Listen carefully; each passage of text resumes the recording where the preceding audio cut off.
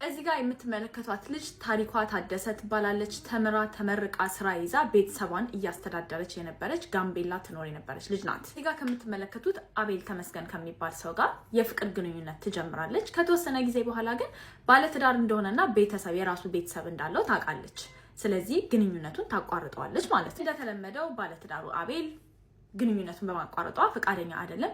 ስለዚህ ያስቸግራታል፣ ሀራስ ያደርጋታል፣ ያስፈራራታል። ታሪኳ ከአቅሟ በላይ ሲሆንባት ለምትሰራው መስሪያ ቤት ሄድ ኦፊስ ኢሜል ትልካለች። ሀራስመንት እየደረሰባት እንደሆነ ትናገራለች። ለተወሰነ ጊዜ ደህንነቷን እንጠብቅ ብለው እነሱም ጌስት ሃውስ አላቸው። ጌስት ሃውስ ውስጥ ያስገባታል ማለት ነው።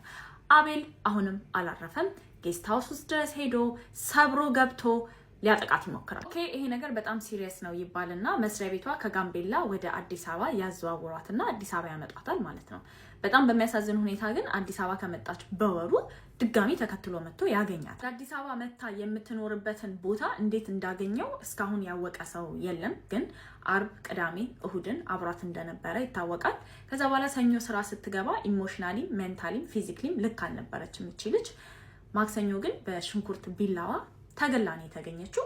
እሱን የገደላት። እሁድ ዕለትም ከቤተሰብ ጋር ቀጠሮ ነበራት። ስልክ ደውላ መምጣት አልችልም ይቅርታ ብላ ነው የቀረችው። ማክሰኞ ተደውሎ ለአባትየው እንደተገደለች ይነገረዋል ማለት ነው። አቤል ከገደላት በኋላ ከአካውንቷ ውስጥ ያለውን ብር በሞባይል ባንኪንግ ያወጣና አክስቱ ጋር ሄዶ ለአባቴ ይሄንን ብር ስጪልኝ ታሪኳን ገድያታለሁ ብሎ ይነግራታል። አክስትየው ነች በል እጅህን ስጥ ብላ እጁን እንዲሰጥ ያደረገችው። ከሴቶች ጥቃትና ከፍትህ ጋር በተያያዘ ከ2016 ጀምሮ ይዘናቸው የመጣናቸው ስሞች አሉ። እነ ቀነኒ፣ እነ ሄቨን፣ እነ ሲምቦኒ።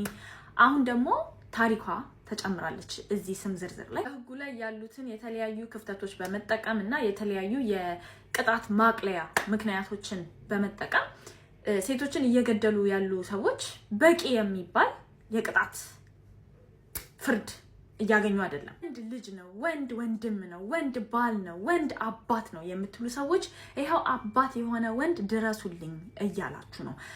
አባቷ በጣም ልባቸው ተሰብሯል ጋይስ። በጣም አዝነዋል፣ በጣም ፈርተዋል። ፍርድ ቤት ቀጠሮ የተያያዘው መስከረም 9 2018 ነው። አቤል ኦሬዲ በቁጥጥር ስር ነው ያለው።